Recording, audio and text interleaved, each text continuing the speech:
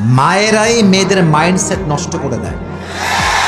বলে শোন, আমার বাড়ির জামাই যে হবে সরকারি চাকরিজীবী হওয়া লাগবে।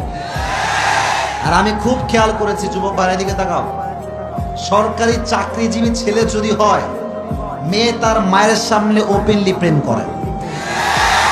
আর মা বলে তুই চালিয়ে যা, मैं तुम्हारे साथ हमेशा हूं, हमेशा के लिए। ছি ছি ছি ছি ছি ছি। কেন?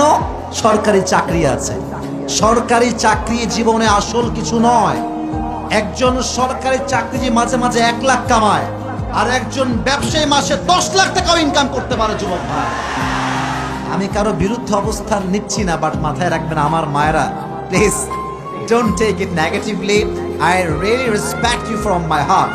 মেয়েদেরকে আমি বড্ড সম্মান করি, বাট আমি দেখতে পাচ্ছি হাজার হাজার যুবকের যৌবন নষ্ট হচ্ছে, মেয়ের মাও চায় টাকা।